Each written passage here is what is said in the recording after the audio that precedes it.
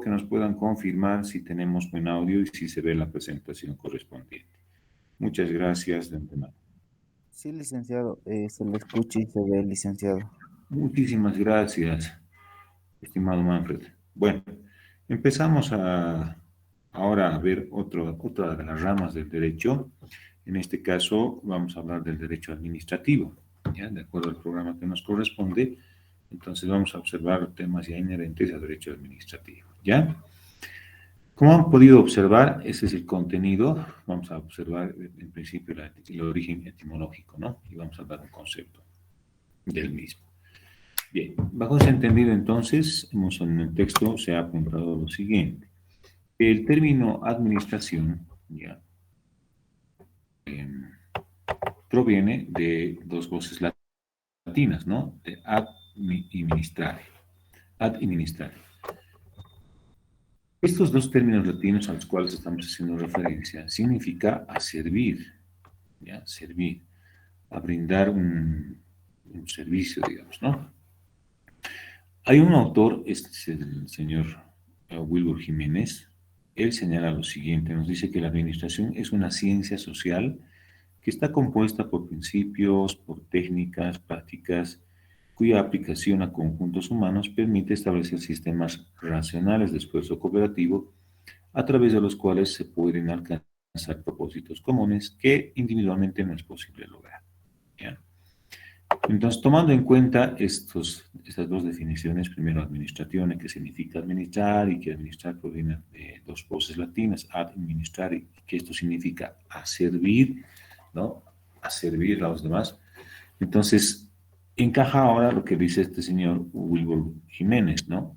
Nos dice que la administración es una ciencia social que está compuesta por principios técnicos, ¿no? Y pues que están destinadas a establecer sistemas racionales de esfuerzo cooperativo para alcanzar propósitos comunes que individualmente no es posible lograr, ¿no? Bueno, en el caso, por ejemplo, de los bancos, ¿no? Hablaremos del Banco Unión, Banco Nacional o cualquier otro tipo de banco, pues grande, quiero decir, ¿no? En nuestro medio, pues resultaría muy difícil que el propietario o los propietarios puedan satisfacer ellos por sí mismos toda esa actividad, ¿no? Ser cajero, ser agente de reclamos, ser pues, agente de créditos, ¿no? Jefe de agencias, sería muy complicado. Entonces, se requiere pues contratar más gente y tener normas que puedan establecer el funcionamiento adecuado de la entidad. Lo mismo ocurre con el Estado, ¿ya? Entonces, a través de las gobernaciones, a través de los municipios, el Estado también trata de satisfacer las necesidades de su población, ¿no? En resumen, básicamente nos quieren decir eso. Otro concepto refiere que la administración es un conjunto sistemático de reglas, de preceptos y normas relativas a la coordinación para lograr la máxima eficiencia en la estructuración y manejo de un organismo social, ¿ya? Entonces, conjunto sistemático de reglas, ¿ya? Para lograr la máxima eficiencia en el manejo y la estructura de una empresa, ¿no? Organismo social. Esos son entonces los conceptos que podemos brindar con relación a la administración. Ahora, tomando en cuenta este concepto, estos conceptos que hemos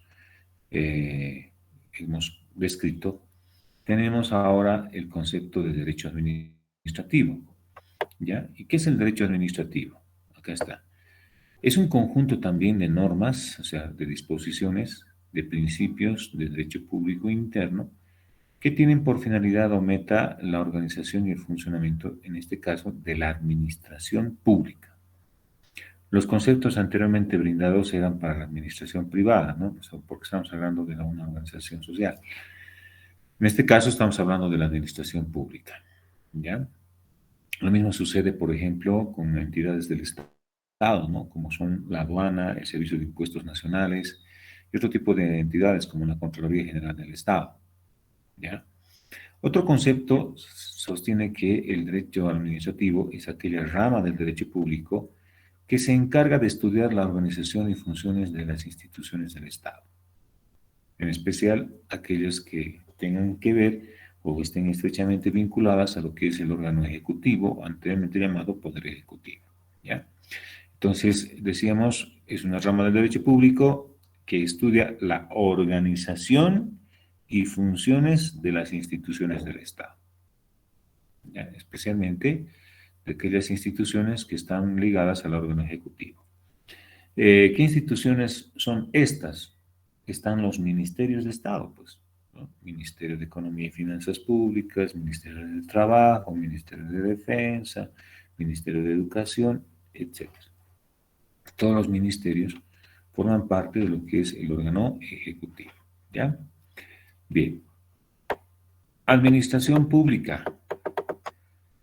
La administración pública comprende el conjunto de organizaciones públicas que realizan la función administrativa y de gestión del Estado, ¿ya?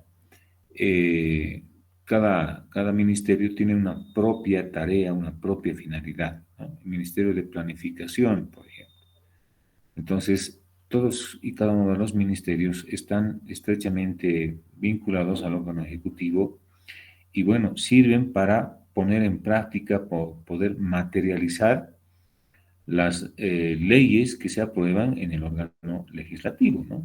¿Quién va a ejecutar las leyes que se aprueban en el órgano legislativo? El órgano ejecutivo, a través de los ministerios, ¿no?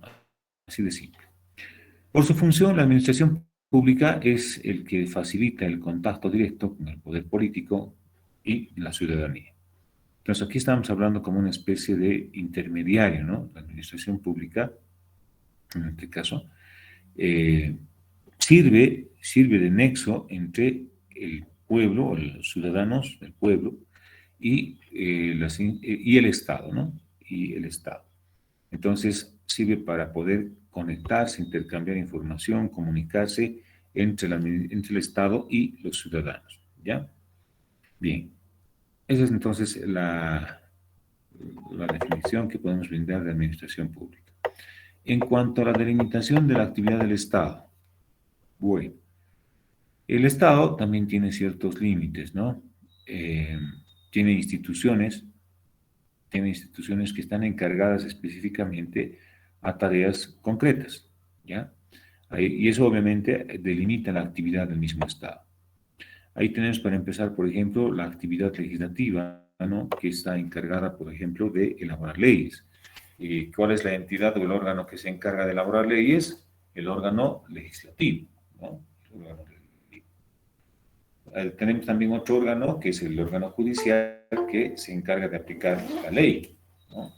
Y tenemos también el Poder Ejecutivo, que se encarga de hacer cumplir o de plasmar a la realidad o de ejecutar lo aprobado en las leyes por el órgano legislativo, ¿no? Es decir, en el órgano legislativo se aprueban leyes, se modifican leyes, se suprimen leyes, hemos dicho. Una ley que se apruebe, por ejemplo, en materia de educación, no puede quedar simplemente ahí, ¿no? No puede quedar simplemente ahí, sino que también debe ser ejecutada, puesta en práctica, ¿no? Tiene que ser puesta en práctica, no solamente en el papel. Entonces, ahí se cuenta con el órgano ejecutivo para poder, pues, poner en praxis esas leyes aprobadas, ¿no? A ver, un ratito, por favor, espérenme, creo que hay algunos atrasistas. Señorita Bustamante, muy tarde está ingresando a la clase. Ya. Sí, licenciado, mil disculpas. Ok, ya. Esperemos que no nos interrumpan, ya. Continuaremos entonces. Decíamos que el Estado tiene entonces diferentes instituciones, en este caso llamados órganos, que tienen tareas específicas, ¿no ve? Entonces hemos hablado que el órgano legislativo se encarga de crear leyes, ¿no? De legislar. Crean leyes, modifican leyes y suprimen leyes, ¿ya? El órgano judicial es quien aplica la ley, hace cumplir la ley cuando ésta es desconocida. Y en este otro caso, cuando hablamos del órgano ejecutivo, nos estamos refiriendo a los ministerios que componen el órgano ejecutivo para materializar, para poner en práctica, digamos, ¿no? Lo aprobado en una ley. Entonces, decíamos que se aprueban leyes en el órgano legislativo, pero esa ley está escrita en el papel, pero nosotros queremos ver, queremos que se concrete. Es como más o menos un plano, ¿no? un plano de construcción. El arquitecto te muestra los planos, las maquetas en 3D, todo lo que tú quieras, o impreso en papel, y bueno, hasta ahí ya has llegado, pero quieres concretar, entonces quieres ver, quieres tocar esa idea que te ha dado, ¿no es cierto? Entonces, es como si el órgano ejecutivo fuese el constructor, entonces te lo construye, te lo coloca los cimientos, coloca los ladrillos, coloca las ventanas, los techos y todo eso, y te entrega ya una vivienda hecha. Entonces, el órgano ejecutivo, a través de los ministerios ya correspondientes, pues es quien materializa, quien ejecuta, pone a la realidad, llamaremos así, lo establecido en una ley. ¿Ya? Por eso viene ejecutivo, de ejecutar bien. Esa es entonces la finalidad que tienen estos órganos del Estado. ¿Ya? Bien, cada uno de estos órganos, es decir, el órgano ejecutivo, legislativo, judicial e inclusive hasta el electoral, tienen una interrelación, están conectados, pero cada uno de estos órganos son autónomos, no pueden interferir el uno sobre el otro. ¿Ya? Administración pública y administración privada. A ver, ustedes han debido escuchar, ¿no? La administración pública, administración privada.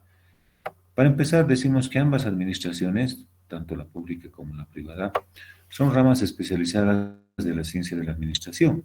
¿Ya? ¿Por qué? Porque utilizan principios universales con algunas peculiaridades, singularidades, diferencias y similitudes. En cuanto a las coincidencias, en cuanto a la administración pública y la administración privada, tenemos las siguientes. La administración pública como la administración privada tienen como objeto fundamental la prestación de servicios y también la provisión de bienes, ¿ya? Obviamente en las condiciones más ventajosas posibles para la comunidad. En consecuencia, pues ambas, es decir, la administración pública y la privada deben contar con organizaciones eficientes, dinámicas, que vayan a cubrir los requerimientos del pueblo, ¿no ve? Bien, entonces, esas son las coincidencias. Prestan servicios y proveen bienes, ¿ya? En las condiciones más ventajosas posibles a la población. En cuanto a las diferencias, la primera diferencia es que la administración pública es mucho más grande respecto a la administración privada, ¿ya? Tenemos, por ejemplo, la Contraloría General del Estado, tenemos el Servicio de Impuestos Nacionales, la Aduana Nacional de Bolivia, tenemos las gobernaciones, tenemos los municipios, todo eso es parte de la administración pública, ¿ya? Porque son instituciones del Estado. Entonces, no creo que exista una megaestructura de ese tipo que pertenezca al sector privado. Es grande. Bien, entonces esa es la primera diferencia, ¿no? Su gran tamaño, la complejidad en sus estructuras, es decir, en sus organigramas, procedimientos, por ejemplo, la adjudicación de bienes, por ejemplo, y servicios para las entidades que pertenecen al sector público. Tiene su cierta complejidad, ¿no? Bien, manejos de personal, responsable por la función pública, en fin. Si ustedes han revisado la ley, o deben estar viendo ustedes la ley 1178, que es la ley del Sistema de Administración y Control Gubernamental, más conocida como la ley SAPCO, van a ver sus sistemas y subsistemas, ¿no? Entonces, a eso se refiere la complejidad de sus estructuras, ¿ya? Bien. Por lo tanto, pues requiere también del concurso y participación de una gran cantidad de personas, de grupos, pues, y también la interrelación que debe haber entre estas entidades o estas unidades o secciones de las entidades públicas. Bien. Otra de las características es que la administración pública no busca obtener ganancia económica, no busca lucrar, ¿ya? Aunque hoy en día eso ya es un poco discutible, ¿no? Ya es un poco discutible porque, por ejemplo, en el caso de la aceptación de herencia, antes se llamaba declaratoria de herederos, pero hoy ha cambiado la norma y se llama aceptación de herencia. En las aceptaciones de herencias ya no se tramitan por la vía judicial, sino ahora se tramitan por la vía voluntaria ante notario de fe pública, ¿ya? Ya no interviene un juez. ¿Qué sucede ahora? Pues una parte de los dineros que cobran los notarios por hacer la declaratoria de herederos va para el Estado, ¿ya? Y otra parte se queda con el notario. pero la parte que va al Estado justamente es pues para poder obtener recursos económicos y pueda satisfacer las demandas de la población, ¿no? Construcción de carreteras y todo eso. Entonces, también obviamente es lucrar, ¿no? Obtener una ganancia económica. Bueno, eso estamos viendo hoy en día. Pero teóricamente hablando, se supone que no, pues el Estado no tiene ambiciones lucrativas, no tiene sed de lucrar, ¿no? De sacar ganancia económica. Por eso les decía, es un poco discutible hoy en día. En cambio, la administración privada, ya, sus objetivos van siempre ligados a obtener ganancia económica. Si creamos una empresa, una sociedad de responsabilidad limitada o una sociedad anónima, pues no va a ser por el que dirán, ¿no es cierto? Lo vamos a hacer siempre con el fin de obtener beneficio económico, pues. ¿Ve? Y eso es legal también, no es algo malo, ¿no? Por ejemplo, vender nuestro producto, no sé, fabricamos refrescos, por ejemplo, con extractos de frutas o hierbas naturales, ¿no? Lo vamos a hacer y vamos a tener ganancia económica y queremos expandirnos, vamos a dar trabajo a la gente, pero también vamos a tener utilidad económica. Entonces, igual, vamos a necesitar ahí gente que nos provea de materia prima, gente que maneje la materia prima, que se encargue de esterilizar, digamos, los envases, el producto, que se encargue de trasladar a los puestos de venta, otros que vendan, otros que promocionen, en fin, ¿no ve? Entonces, la administración privada igual, tiene principios, tiene fines, tiene procedimientos, pero con el objetivo de alcanzar ganancia económica, ¿no? De tener fines lucrativos, ¿ya? Bien.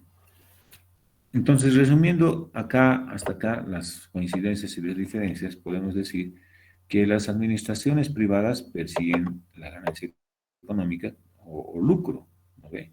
¿Cómo consiguen estas ganancias económicas? A través de las compraventas, ¿no? Es decir, celebran contratos de compra-venta. En cambio, las administraciones públicas buscan la satisfacción de los intereses de la población. Esa es su meta, ese es su fin. ¿Cómo lo hacen esto? Mediante el ejercicio de potestades, ¿no? Es decir, tienen pues entidades, organizaciones que permiten justamente manejar adecuadamente los recursos que pertenecen al Estado para satisfacer las demandas de la población. Ahí, por ejemplo, no tenemos una carretera, queremos carretera para sacar nuestros productos, infraestructura vial, ¿verdad? Necesitamos una escuela mucho más grande, ha crecido la población en este lugar con mayor tamaño, más ítems también, etcétera, ¿no? Bien, entonces, en resumen, son esas las coincidencias y las diferencias. Ahora, en el punto 6 hablamos de las diferencias entre derecho administrativo y la ciencia de la administración. Ya entrando un poquito más al ámbito jurídico, es necesario hacer esta pequeña diferenciación, ¿ya? Y esta tablita o este cuadro que estamos observando nos va a permitir clarificar ya, lo que estamos pretendiendo diferenciar. Estas tres columnas tienen como denominación la primera de ellas, de la materia, la que se encuentra en medio de hablar acerca del contenido, y finalmente la de la extremo derecho, pues se refiere al campo de aplicación, dónde se aplica, ¿no? A ver, empecemos con la ciencia de la administración. La ciencia de la administración, ¿cuál es el contenido? Bueno, la ciencia de la administración contiene principios, contiene sistemas, métodos, técnicas que sirven para administrar. ¿Y dónde se aplican estos principios, sistemas, métodos y técnicas para administrar? A la administración pública y a la administración privada, a ambos, ¿ya? Eso es en cuanto a la ciencia de la administración. ¿Y el derecho administrativo qué contenido tiene? Tiene también, pues, normas de derecho público positivo, ¿no? Es decir, normas escritas. En nuestro país, por ejemplo, tenemos la ley del procedimiento administrativo, ¿ya? Una ley específica. ¿Dónde se aplica el derecho administrativo? Pues si estas normas de derecho público positivo a las que hemos hecho referencia. Únicamente se aplica a la administración pública. En la administración privada, no se aplica. Objeto de la administración pública. El objeto de la administración pública, ¿qué es? Es utilizar eficaz y eficientemente los recursos de la sociedad puestos a su disposición, ¿ya?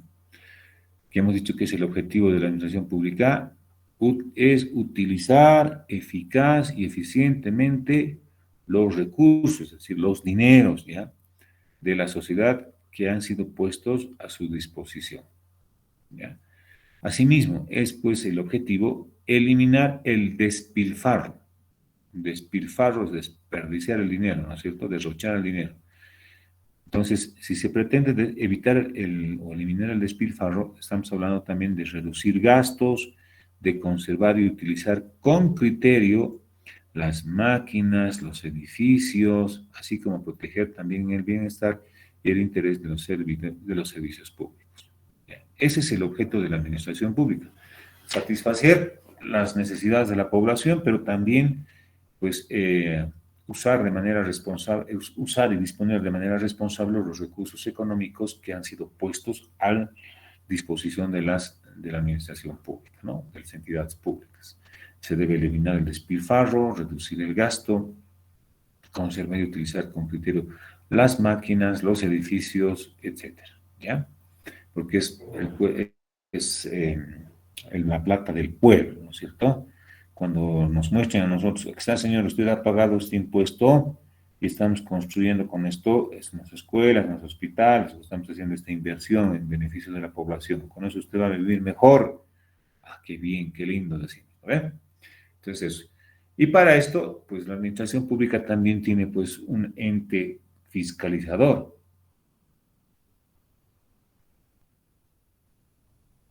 ¿Saben qué se llama ese ente fiscalizador?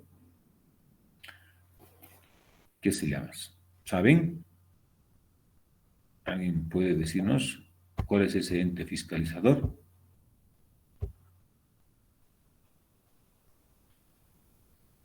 ¿Cómo es? ¿Quién se anima a responder? Me parece que no sabe. Bien, no hay problema. Ese ente fiscalizador que tiene el Estado se llama Contraloría General del Estado. ¿Ya? No se olviden, Contraloría General del Estado. Esta entidad, que es la Contraloría General del Estado, pues hace auditorías a las entidades del Estado, ¿ya? Entra inclusive a las universidades. La UPEA, por ejemplo, está siendo auditada por la Contraloría. Por eso es que también se están exigiendo mucha documentación respaldatoria, etcétera, ¿no? ¿Para qué? Para justamente pues evitar que se cometan despilfarros o mal uso de los recursos económicos, ¿ya? Si bien la universidad tiene autonomía en el manejo de sus recursos económicos, selección de autoridades, contratación de su personal, también es cierto que tiene obligaciones que cumplir, pues de demostrar que ha habido transparencia y licitud en sus acciones, ¿ya? Bien, ese es el objeto entonces de la administración pública. Ahora tenemos en el punto 8 la diferencia entre hecho y acto administrativo, ¿ya? Bien. Primero, es necesario tener claro qué debemos entender por hecho jurídico y qué por acto jurídico, ¿ya? El hecho jurídico es un acontecimiento de la naturaleza o del hombre que produce efectos jurídicos sin proponérselo. Por ejemplo, un terremoto, una riada, una caída de un rayo, la muerte natural de una persona, en fin, ¿ya? ¿Por qué decimos que es jurídico? Por ejemplo, en el caso de una caída de un rayo y fallece una persona, es decir, le ha caído un rayo a una persona y ha fallecido, por eso tiene efecto jurídico porque, pues, esa persona que ha fallecido, si se trata de una persona ya adulta, pues ha debido tener, pues, bienes, ¿no ve? Ha debido tener tal vez su casita, su terreno, su autito, dinero, qué sé yo. Entonces, ¿qué va a suceder con estos bienes que esta persona tenía cuando estaba vivo?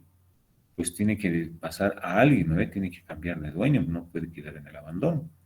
Entonces, de acuerdo a la ley, pues los llamados a aceptar la herencia o a pedir la aceptación de herencia son sus hijos o sus descendientes, ¿no? Inclusive también su esposo o esposa. Como podrán ver, un hecho que no ha sido programado, llamaremos así, pues ha generado también efectos de tipo jurídico, ¿no?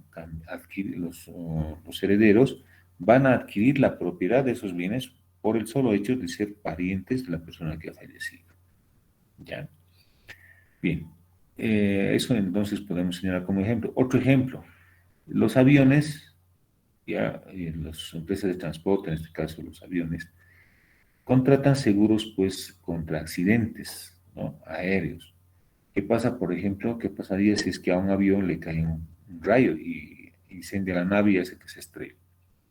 Entonces, pues, para empezar ahí va a haber, el seguro contra accidentes se va a activar, ¿no? Y se van a pagar también, o se van a indemnizar a los familiares de las personas que han fallecido y que estaban dentro del avión, ¿no? Entonces, esos son hechos jurídicos, ¿ya?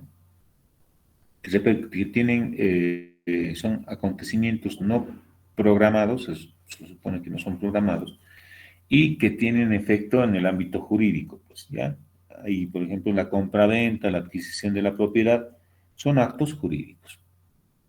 Bien, entonces, perdón, son hechos jurídicos, me estoy confundiendo, son hechos jurídicos. En cambio, los actos jurídicos ya cambian porque existe el deseo, la voluntad de causar un efecto jurídico. Por ejemplo, el contraer matrimonio civil, ¿ya? El contraer matrimonio civil es un acto jurídico porque existe la voluntad del, en este caso, del esposo y los contrayentes, digamos así, de entablar una relación matrimonial, pues, ¿no? Casarse marido y mujer, y a partir de eso, pues surten efectos jurídicos, ¿no? No puede, pues, el esposo andar con otra mujer, ni tampoco la mujer con otro hombre. Todos los bienes que adquieran, por ejemplo, durante el matrimonio, son bienes gananciales y les pertenecen a cada uno de ellos al 50%. Lo mismo sucede con relación a los hijos, ¿no? Nacen los hijos o vienen los hijos, pues ya viene la filiación, es decir, llevan la nueva personita lleva pues el apellido de sus padres, ¿no? El apellido paterno del padre y el apellido paterno de la madre, ¿ya? Esos son actos jurídicos. El contrato de compra-venta de un vehículo, de un terreno, de una casa, o dar contrato de alquiler o anticrético, son actos jurídicos. Lo mismo sucede, por ejemplo, en la constitución de una empresa. Queremos crear una empresa. Entonces, nos reunimos entre más de dos personas y creamos, ¿no? Una empresa para, no sé, pues para vender productos naturales o exportar productos al exterior, naturales también, orgánicos, ¿no? Entonces, esos son actos jurídicos.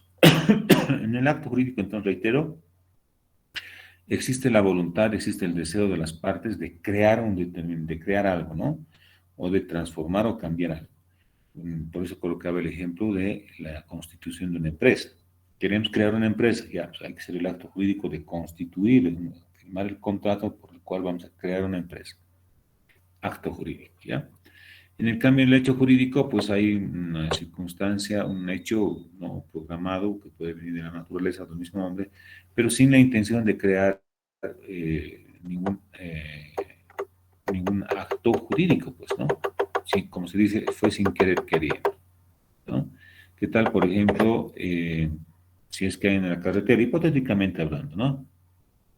Ha venido una riada y estaba en la camino, carretera Los Yungas, por decirles, y pues para salir del aprieto, entonces coloca, no sé, una especie de árboles o piedras en el camino para poder pasar, digamos, una especie de pequeño riachuelo.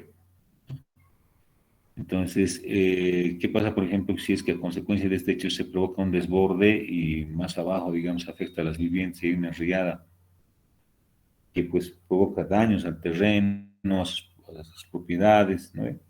Entonces ahí estamos hablando de hechos jurídicos, pues, no de actos, hechos jurídicos, porque ha sido sin querer, ¿no ve? Pero ha causado, digamos, algún perjuicio. Ya. Bien, bajo ese entendido, entonces, acto administrativo es toda declaración unilateral de voluntad, ¿ya? Entonces, ya hemos visto acto y hecho jurídico y ahora vamos a hablar de actos administrativos. Los actos administrativos se caracterizan, pues, por ser unilaterales.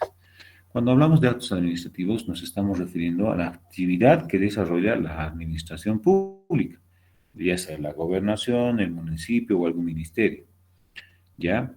Bien, entonces es declaración unilateral.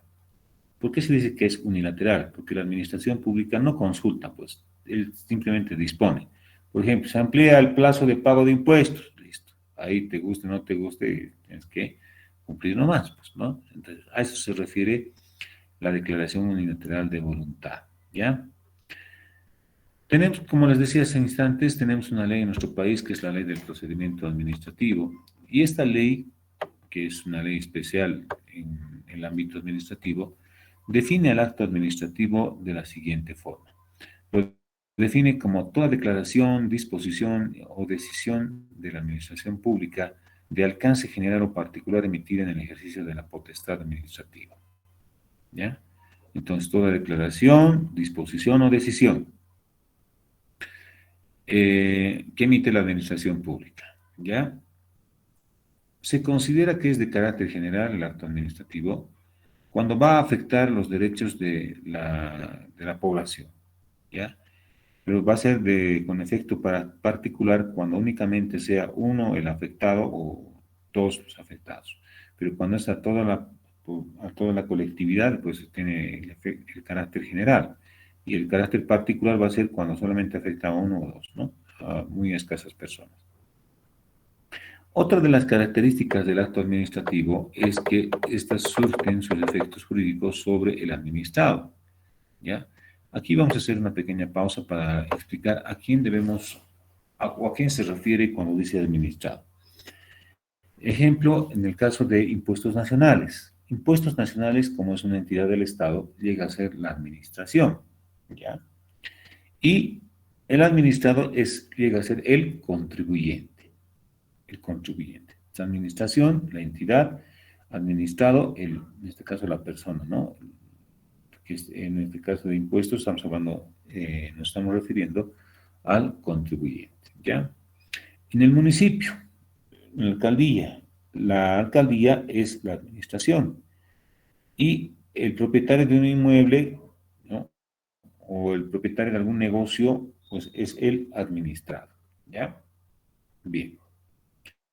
Bien, para finalizar podemos manifestar entonces que el acto administrativo es la decisión general y especial de una autoridad administrativa en ejercicio de sus propias funciones y que se refiere a los derechos, deberes e intereses de las entidades administrativas o de los particulares respecto de ellas en,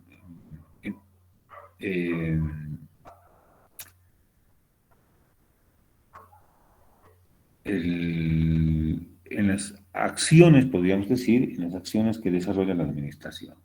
¿Ya? Bien, entonces la administración, por ejemplo, cuando se emiten ordenanzas municipales, ¿ya? En el caso de los municipios, están realizando actos administrativos, pues, ¿ya? Entonces, esos actos administrativos que han dispuesto, en este caso el municipio, debe cumplirse por sus entes operadores. No puede quedar solamente ahí, sino en el papel, sino que debe materializarse.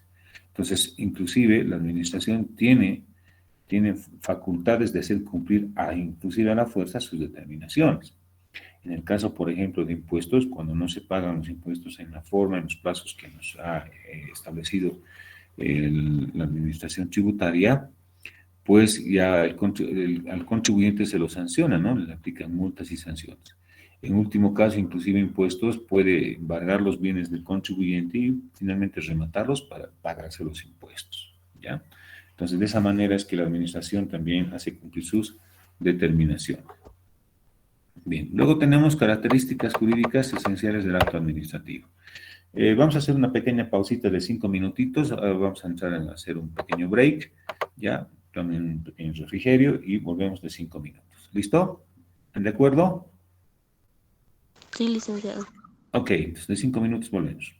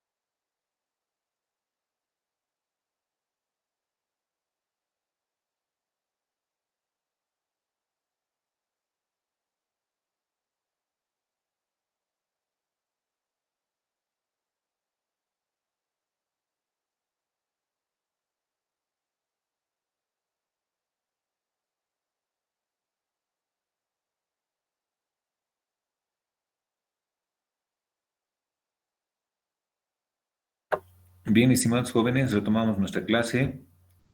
Habíamos dejado pendiente el punto inherente a las características jurídicas esenciales del acto administrativo. ¿Me pueden confirmar, por favor, la calidad del audio?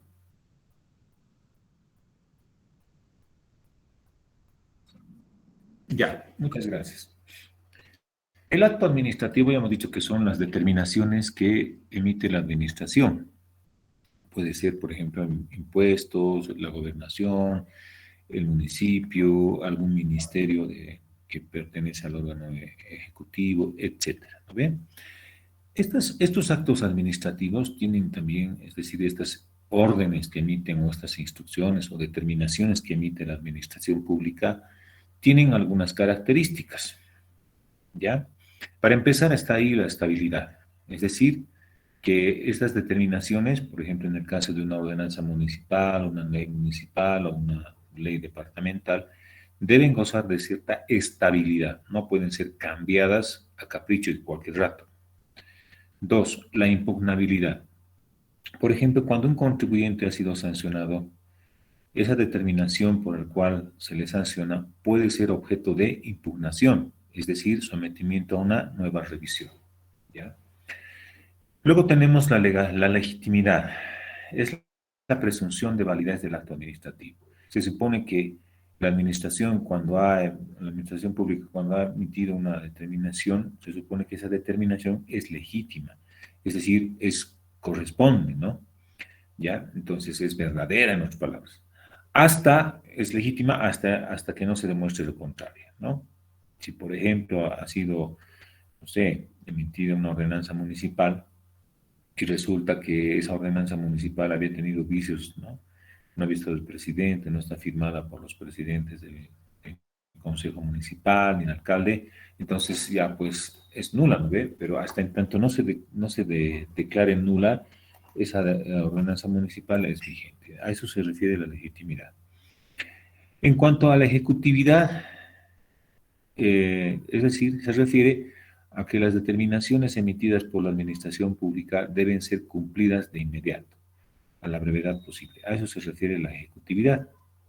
Y la ejecutoriedad, que es diferente a la ejecutividad, ¿ya? Se refiere, eh, se refiere a que la administración pública, en este caso, ¿ya? Hace cumplir sus mismas determinaciones. ¿Ya? Hace cumplir sus determinaciones. En el caso del municipio, por ejemplo, hay una ordenanza municipal que prohíbe el asentamiento de vendedores en aceras públicas. Entonces, los guardias municipales actúan ahí por el principio de ejecutoriedad, ¿ya?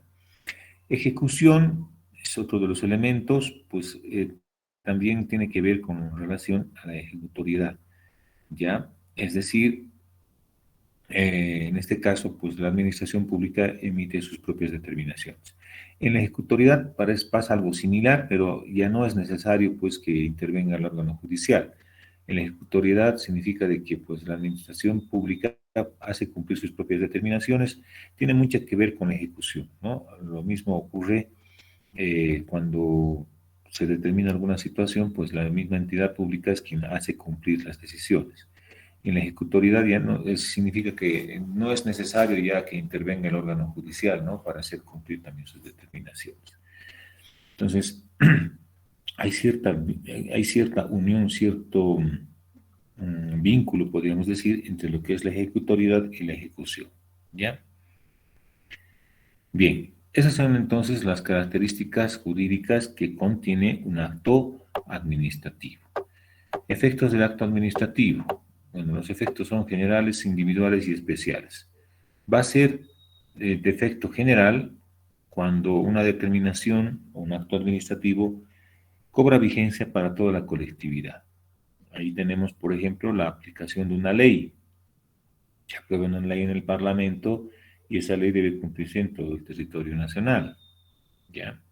En el caso de la pandemia, por ejemplo, habían también decretos supremos que sacó la presidenta interina, la señora Áñez, donde se dispuso pues que había la cuarentena rígida, ¿no es cierto? Entonces, eso es un acto administrativo que tiene efecto en la colectividad. efectos generales, ¿no? Bien. Efectos individuales. Los actos individuales generan también efectos individuales, ¿ya? Por ejemplo, en el caso de un contribuyente, ¿ya? En el caso de un contribuyente le han notificado con una resolución determinativa o una resolución sancionatoria por tema de tributos y, bueno, él plantea como también hemos hecho referencia, está previsto también la impugnabilidad. Entonces el contribuyente impugna, dice un ratito, ustedes han hecho un mal cálculo y me están queriendo sancionar incorrectamente. Entonces él puede interponer un recurso y pues si le dan la razón, pues va a cobrar un efecto individual en el contribuyente. No va a decir, ya no se le va a cobrar a usted porque sí, la administración se ha equivocado. Entonces, ahí vemos un efecto individual. Actos y efectos especiales son los que declaran procedentes peticiones o solicitudes que tengan incidencia en la colectividad, producirán efecto general. Sus efectos se extenderán a todos los que se encuentran en una situación similar. ¿Ya? Ejemplo, ¿qué ocurre, por ejemplo, cuando se le notifica, por decirles a un contribuyente, y le dicen, no, la de la alcaldía, le dice, usted ha abandonado su casa por más de 2 meses y ahora le vamos a hacer expropiación? Este contribuyente dice, no, ¿cómo me van a expropiar? La Constitución Política del Estado garantiza la propiedad privada, no me pueden expropiar, ¿no? Entonces, plantea una acción de inconstitucionalidad y pues gana. Todos entonces, ese problema que ha tenido este contribuyente, le pondremos un nombre, sujeto A, ya el contribuyente sujeto A, ha ganado y eso va a servir también como una especie de precedente para todos aquellos contribuyentes o propietarios de bienes inmuebles que se encuentren en una situación parecida. Ahí estamos viendo entonces un efecto especial, ¿no? Actos y efectos especiales. Esos son entonces los efectos que producen los actos jurídicos, los actos administrativos, ¿ya? Ahora, en cuanto a la nulidad y anulabilidad del acto administrativo. Bueno, para empezar, ¿qué es nulo? Pues nulo o la nulidad es una figura jurídica que denota la invalidez de un determinado acto por no cumplir con ciertos requisitos o no cumplir con ciertos procedimientos o por no contar con ciertos elementos que son necesarios para que cobre vigencia. ¿Ya? Esa es la nulidad. Entonces, los actos administrativos, de acuerdo a la ley del procedimiento administrativo, en su artículo 35, son considerados nulos cuando este acto hubiese sido dictado por una autoridad administrativa sin competencia en razón, ya sea de materia, de territorio o de territorio, ¿no? Por ejemplo, en razón de materia, por decirles, a ver, en cuanto al cobro de tributos por aeronaves o barcos, quiere cobrar el municipio del Alto, ¿no? Los barcos que están en el lago, digamos, ¿no? Los lagos, que están en el lago. Entonces, no es competente. Ese acto que ha determinado el municipio es ilegal, es nulo en este caso. ¿Por qué? Porque el cobro de tributos de barcos, de aeronaves, le corresponde a la gobernación. ¿Ya? Ahí vemos claramente un acto nulo. 2. El acto administrativo tenga un objeto ilícito, imposible o indeterminado. Por ejemplo, el acto administrativo. Avasallar, digamos, aquellas viviendas, no avasallar, perdón, expropiar aquellas viviendas que estén, por ejemplo, abandonadas por, no sé, 10 días, digamos, ¿no? Entonces, eso es un acto ilegal, porque la Constitución dice otra cosa, ¿no ve? Que se garantiza el derecho a la propiedad privada siempre que cumpla una función social. Resulta que han ido de viaje, han ido a Santa Cruz y pues, por el bloqueo han sido atrapados estas personas, propietarios de esta casa, y la alcaldía quiere expropiarlas. Entonces, ese acto es nulo. ¿Por qué? Porque es ilícito, ¿no ves? Estando en contra de la Constitución. 3. cuando un acto administrativo hubiese sido dictado prescindiendo totalmente del procedimiento legalmente establecido, ¿ya? Por ejemplo, en el caso de la aplicación del Parlamento, digamos, la creación de tributos, lo están haciendo a través de un decreto supremo. El gobierno lo está haciendo de esa manera. Ese acto es nulo. ¿Por qué?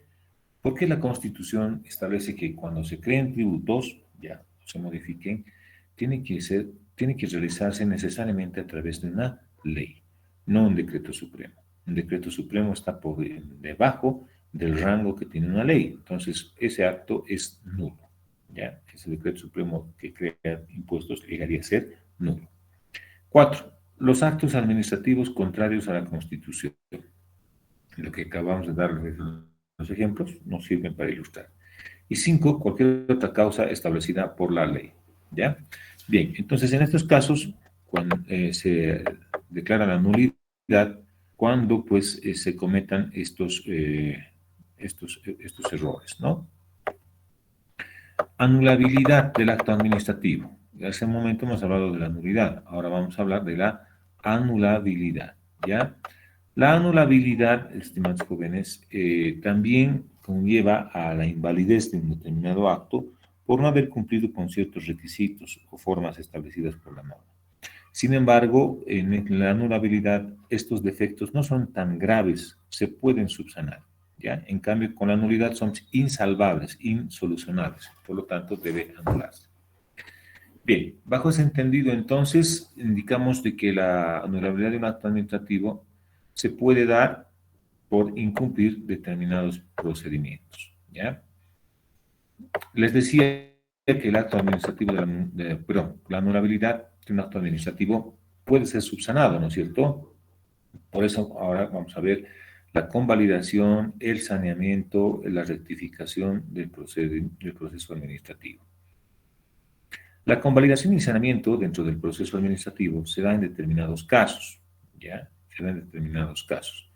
Por ejemplo, el artículo 37 de la Ley del Procedimiento Administrativo nos describe algunos de ellos. Nos dice lo siguiente. Los actos anulables pueden ser convalidados, dice, ¿no? Pueden ser convalidados, pueden ser saneados.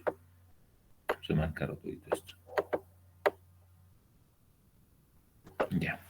Decíamos que los actos administrativos pueden ser convalidados, pueden ser saneados, pueden ser rectificados por la misma autoridad administrativa que dictó el acto. ¿Ya? Subsanar, corregir, es decir, ahí estamos. Si se puede corregir, entonces estamos hablando de anulabilidad. ¿Ya? También la autoridad administrativa puede observar los límites y modalidades señalando las disposiciones legales aplicables, debiendo salvar los derechos subjetivos e intereses legítimos de la convalidación y saneamiento que pudiese generar. Es decir, en este parágrafo 2 o Romanos 2 nos está diciendo que pues, la autoridad administrativa tiene, cuando evidencie o se percate de algún error que se ha cometido, tiene que ver también la forma en cómo puede ser subsanado para perjudicar lo menos posible a las personas, ¿no? A los administrados. Tercero, si la infracción consistiera en la incompetencia jerárquica, la convalidación lo podrá realizar el órgano competente cuando sea superior jerárquico del que dictó un acto administrativo. ¿Ya? Por decirles, un subalcalde de un determinado distrito ha emitido una determinación que pues está equivocada, va en contra de la normativa del país. Entonces, ese acto del subalcalde puede ser corregido por el alcalde, ¿no? Que se encuentra en un orden superior en jerarquía, ¿no? Entonces, el superior puede corregir los actos de sus inferiores, porque las competencias que tiene su superior son más amplias que las de su inferior, ¿ya? 4. Si la infracción consiste en la falta de alguna autorización, el acto puede ser convalidado mediante el otorgamiento de esta autorización por el órgano competente, ¿ya? Entonces, ahí está. Se ha realizado un acto, pero para ello se requería contar con una autorización expresa de su entidad superior o su inmediato superior, y no se ha conseguido esa autorización y se ha desarrollado de esa manera, obviando ese requisito.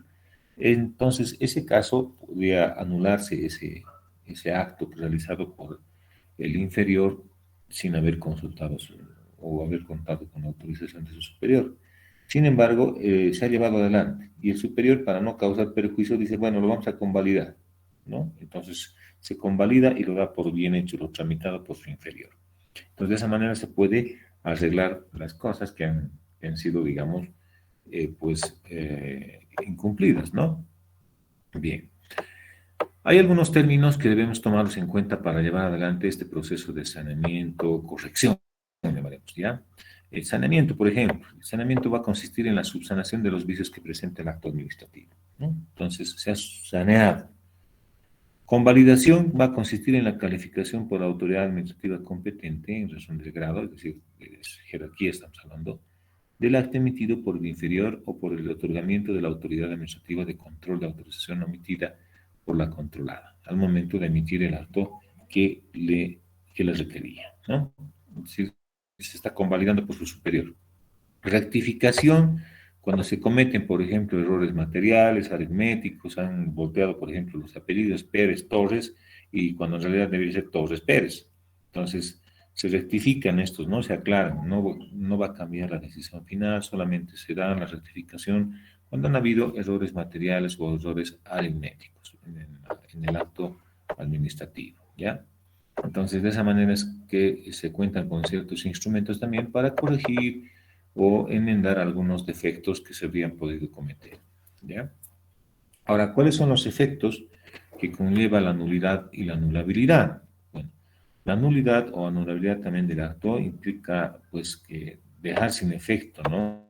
Dejar sin efecto lo realizado por un acto administrativo, por haber sido declarado nulo, ¿ya? Bien. La nulidad o anulabilidad de una parte del acto administrativo implicará que las demás partes del mismo estén independientes. Es decir, puede haber una nulidad total o anulabilidad total y puede haber una nulidad o también puede haber una anulabilidad relativa. Va a ser total cuando todo el acto ha sido declarado nulo y por tanto tienen que volver las cosas al estado inicial. ¿Ya? Por decirles. En el ejemplo que pusimos hace instantes, se han apropiado de un bien inmueble de unos vecinos que están en Santa Cruz, ¿no ve? Como ese acto ha sido declarado nulo, ¿no? Es decir, ¿cómo nos van a quitar nuestra casa, nuestra vivienda? Pues solamente hemos ido a Santa Cruz y no hemos podido volver por los conflictos que ha habido, y cómo es posible que nos quiten. Entonces plantean una acción de amparo, ganan y se ordena que el municipio restituya el inmueble a sus dueños. ¿Ya? En ese caso estamos hablando de una nulidad absoluta, pues. ¿Ya? Entonces, o anulabilidad también absoluta puede haber también. Pero puede haber nulidad o anulabilidad relativa cuando solamente una parte nomás del procedimiento está mal, ¿ya? Es decir, no ha cumplido con la ley. Entonces, cuando hay relativa es parcial, cuando es absoluto es total, ¿ya? Efectos de las nulidades, entonces, con los efectos de las nulidades son los siguientes. En caso de declararse un acto administrativo nulo, surten los siguientes efectos. Uno, la revocación del acto administrativo. Volviendo al ejemplo que pusimos, ¿no es cierto?, con relación a la expropiación de una casa. Entonces, se ha ido una acción de amparo y, bueno, la acción de amparo ha determinado que se debe revocar ese acto administrativo declarado nulo. Determina entonces que sus efectos se van a retrotraer al momento de la vigencia del acto revocado. Es decir, estaban ahí los de la alcaldía y ahora, como han ganado los propietarios, dicen ya los de la alcaldía fuera y nosotros entramos ahora los propietarios a disponer de nuestra casa, ¿no? Dos, la autoridad administrativa excepcionalmente, mediante resolución en la que se explique las razones de su decisión, puede variar los efectos señalados en el parágrafo anterior, cuando sea necesario para la mejor realización del interés público, ¿no? Y la protección de los derechos adquiridos por buena fe de los administrados. Esto nos está diciendo que pues, tiene que buscar la mejor manera posible de evitar el menor daño posible a los particulares. Eso nos está diciendo, ¿ya? Ahora tenemos la nulidad por vicios del procedimiento. Es procedente la revocación de un acto anulable por vicios del procedimiento. Es decir, cuando se han incumplido algunos pasos, algunos requisitos del procedimiento. Eso se llaman vicios del procedimiento. Únicamente cuando el vicio ocasiona indefensión a los administrados y lesiona el interés público, ¿no? Es decir, por ejemplo, si se ha notificado a un contribuyente con una resolución sancionatoria por el pago de tributos, ¿ya? Y el contribuyente, pues haciendo uso de su derecho a la impugnación, impugna, ¿ya? Impugna, plantea el recurso de revocatoria, de alzada, ya, ante la AIT, ante la Autoridad de Impugnación Tributaria, y gana, ¿ya? Entonces, en ese caso, por ejemplo, van a decir, ha ganado, bueno, plantea su recurso con el siguiente argumento. Dice, no, me han sancionado, pero no me han notificado. Yo tenía tantos días para contestar y como yo no sabía que tenía este problema, pues yo no he asumido defensa y directamente me han venido y me han congelado mis fondos y cuentas. Entonces, con este argumento él gana y dicen, bueno, la Autoridad de Impugnación Tributaria tendría que disponer que todo el proceso y el procedimiento tramitado en contra de este contribuyente debe anularse porque se le ha colocado en indefensión. Al no haberle avisado que tiene una sanción, pues él no sabía y obviamente no ha preparado su defensa. Y por lo tanto se le ha privado indirectamente de poderse defender. Por lo tanto, debe anularse el proceso y debe empezar nuevamente. En esta ocasión se le debe avisar al contribuyente que tiene un proceso, ¿no? Ahí está, nulidad por vicios del procedimiento, ¿ya? Ahora, ¿por qué se extingue un acto administrativo? Bueno, un acto administrativo se extingue o deja de cobrar vigencia cuando el acto administrativo ha sido cumplido, ¿ya? Se ha cumplido, entonces deja de existir. También por imposibilidad sobreviniente para cumplir el objeto. No se puede cumplir lo que ha ordenado el acto administrativo. Es de imposible cumplimiento, entonces también se extingue. Luego también por expiración del plazo para el cumplimiento del objeto. Había una determinada cantidad de tiempo, de días para cumplir, y no se ha cumplido en esos días, entonces igual se ha cumplido. Y por acaecimiento de una condición resolutoria, es decir, una circunstancia que ha provocado que el acto administrativo se quede en la nada, ¿no? Quede en la nada. Condición resolutoria, ¿qué significa eso? A ver, te voy a estar dando, no sé, las llaves del auto, ¿no? Mientras me demuestres que estás teniendo nomás buenas calificaciones. Si bajas en tu promedio de calificaciones, te quito las llaves del auto. Más o menos algo así, ¿no? Está dando bien el muchacho, primer parcial bien, aquí están las llaves, sigue usando, ¿no? Segundo parcial lo mismo. Y el tercero ha bajado. Ah, entonces has bajado, entonces devuélveme. La condición era que tú no bajes tu promedio, entonces traen las llaves, ¿no? Algo parecido sucede también acá. A eso se refiere la condición resolutoria. Condición que hace de que el acuerdo, o el beneficio, lo acordado o lo dispuesto quede en la nada, ¿no? Bien. Entonces, eso, por ejemplo, queda en la nada. Por decirles, a ver, en el municipio se ha dado a los contribuyentes la regularización del pago de impuestos, ya se está estableciendo el pago en cuotas. Pero el atraso o el no pago de una cuota dentro del plazo señalado va a dar origen a que se quede en la nada, ya no se le considera al contribuyente, se le cobre directamente, ya no tenga esa facilidad de pagar a cuotas. Entonces, si se atrasa, entonces dice, no, no me conviene atrasar porque si me atraso me van a quitar ese beneficio. Eso se refiere a acaecimiento de una condición resolutoria, ¿ya? Bien, entonces un acto administrativo se extingue cuando se haya cumplido o cuando sea difícil de cumplir o cuando ya ha vencido el plazo o cuando sucede una situación, un incumplimiento que dé lugar a que se quede en la nada un acuerdo o un beneficio que se le ha dado al contribuyente, ¿ya? Bien. Vamos a quedar acá, es el punto 9, relaciones del derecho administrativo con otras ramas del derecho, ¿ya? Y ahora vamos a proceder. No sé si alguien tiene alguna consulta o alguna duda. De lo contrario, vamos a proceder a controlar la asistencia con correspondiente a la jornada de hoy.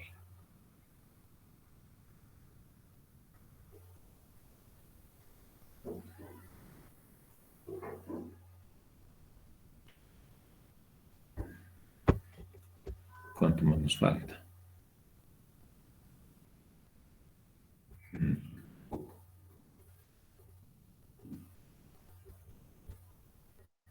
En la siguiente clase vamos a acabar este tema y vamos a abordar el siguiente. Y luego tenemos examen, por si acaso. Acabado el tema número 18, jóvenes y señoritas, vamos a dar nuestro examen que corresponde al tercer parcial. ¿Ya? Entonces vayan preparándose. Ya estamos entrando a la recta final. Y ya pues, a punto de despedir también la presente gestión. Entonces, tienen ya el material, vayan repasando y pues esperemos que aprovechen para sacar buenas calificaciones y les pueda servir también eso en mejorar su promedio, ¿ya?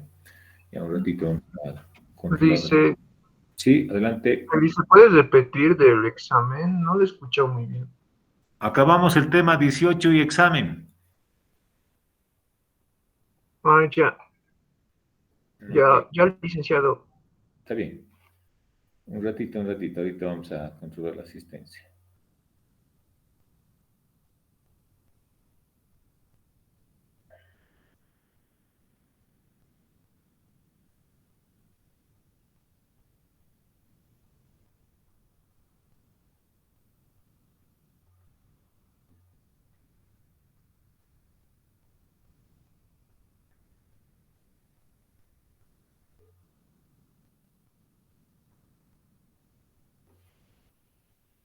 Aliaga, Apasa, Choque, Daniel.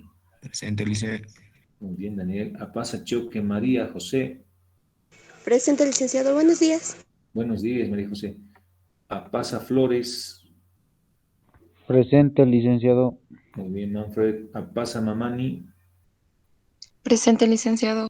Muy bien, Paola. Apasa, Molina. Presente, licenciado. Alex, ¿de dónde estás apareciendo? Licenciado. Ok, Apasa, Quispe. Arcani. Aruquipa, Aguilar. Presente, licenciado. Buenos días, Aruquipa Aguilar. Buen día, Alberto. Aruquipa, Mamani. Baltasar, Mamani, Jorge. Presente, licenciado. Buenos días. Buenos días, Jorge. Baltasar, Mamani, Tania. Presente, licenciado. Muy bien, Tania.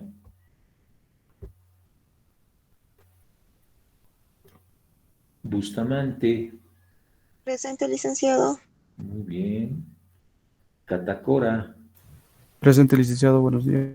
Buen día, Iván. Chambi, Choque. Chambi, Cocarico. Presente, Chambi. licenciado. Muy bien, Daniel. Chambi, Daza. Chillo. Presente, licenciado. Muy bien, Beatriz. Choque, Mamani. Rocío. Choque, Mamani. Soledad.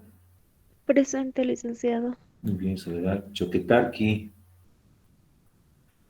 Chuy. Presente, licenciado. Muy bien, Cristian. Chuquimia. Condori. Cruz. Calizaya. Cruz Pacheco. Escalante. Presente, licenciado. Muy bien, Ángel Ferrano. Presente, licenciado. Muy bien, Vivi. Flores Choque. Presente, Lic. Bien, Roberto. Flores Huanca. Gutiérrez Mamani. Buen día, lice. Presente. Buen día, Fanny. Gutiérrez Apasa. Presente, licenciado. Muy bien, Álvaro. Huanca Mamani. Presente, licenciado. Muy bien, Judith. Huanca Quispe. Presente, licenciado. Muy bien, Katia. Huanca Yujra. Presente, licenciado. Muy bien, Rolando. Laura. Presente, Sí. licenciado. Bien, Lina. Linachi.